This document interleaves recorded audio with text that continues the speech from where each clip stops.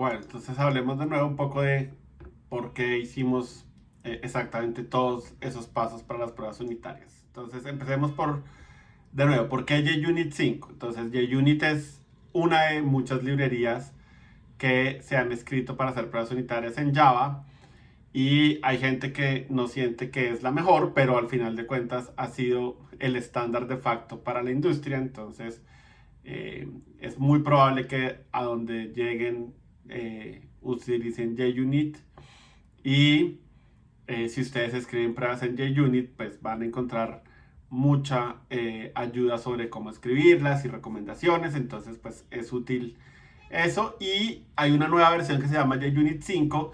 Yo creo que JUnit tuvo como su apogeo en la versión 4. Como les contaba un poco, la gente dejó de promover que la gente escribía pruebas unitarias de una manera que no creo que sea oportuna. Pero entonces sí, como que JUnit 5 perdió, o sea, como que no tuvo el mismo impulso que JUnit 4, pero yo se la recomiendo porque trae muchas funcionalidades que son bastante útiles y agradables. Por ejemplo, esta anotación de display name viene en JUnit 5, no estaba en JUnit 4 y pues es una mejora, yo creo que significativa. Entonces, bueno, por eso JUnit 5. ¿Por qué creamos un archivo de fuentes nuevo llamado test? Entonces resulta que las pruebas unitarias son código que solo debería ejecutarse cuando estamos escribiendo el software por primera vez, cuando estamos en el ciclo de desarrollo. Pero una vez que sabemos que el código está bien, pues es código que nunca se debería volver a ejecutar.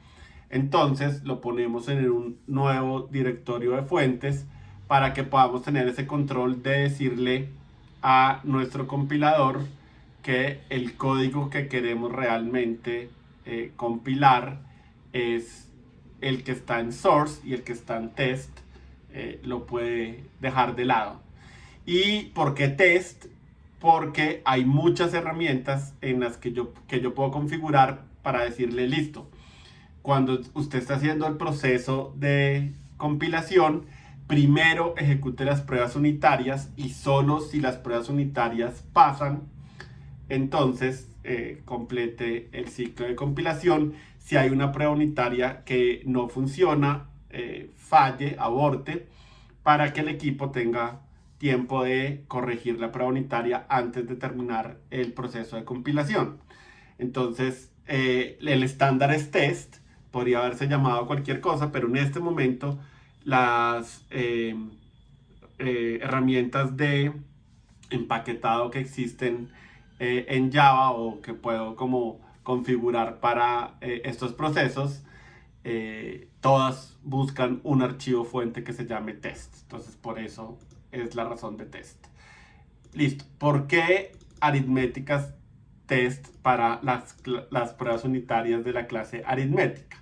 Entonces es muy común que yo llegue a la clase aritmética tratando de entender el código o porque me dijeron que tenía que hacer algún cambio ahí. Y una vez que leo el método es múltiplo, puedo decir como, ok,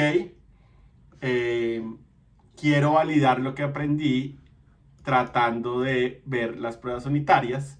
Y es muy cómodo usar el atajo de los IDEs. En el caso de Eclipse es Command Shift R o Control Shift R y escriben el nombre de la clase. Y si la convención de la clase de las pruebas unitarias es el mismo nombre de la clase que estoy probando más test, pues es muy fácil que yo sepa cuál es el nombre de la clase que tenga que buscar. Obviamente podría ir ¿sí? al explorador de paquetes y buscar el archivo de fuentes de test y buscar el paquete específico. Pero pues es muy rápido si yo puedo simplemente desde la clase aritmética, desde el teclado, poner, abrir la ventana esta de abrir un recurso, escribir el nombre de la clase y darle enter. Entonces por eso es tan importante que se llame con el mismo nombre de la clase más test. Listo. ¿Y por qué con el mismo paquete? Entonces resulta que así como hemos visto visibilidad public, hay otras visibilidades y hay una visibilidad que solo está disponible para el mismo paquete.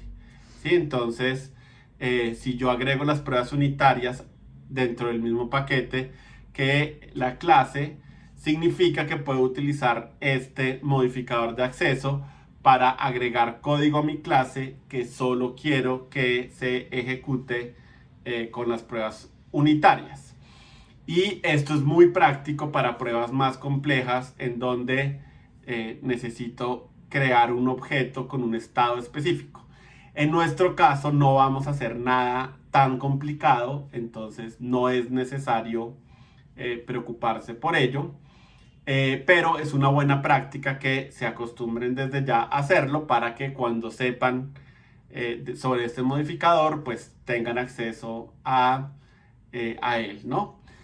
Y por último, el display name, de nuevo, cuando estoy viendo el reporte de qué falló y qué no falló, es muy importante poder entender rápidamente qué es lo que la prueba que falló o la prueba que funcionó, y ponerle un nombre pues es mucho más sencillo que si yo pusiera solamente eso como múltiplo 1, múltiplo 2, porque no es claro qué era lo que estaba probando esa prueba. Entonces pónganle siempre un display name y de nuevo traten de describir con palabras lo que estaban probando, y eso, si ustedes saben lo que hace la clase, pues debería ser fácil para ustedes encontrar como un caso concreto sobre, sí, como que es algo que es válido de probar dentro de mi función.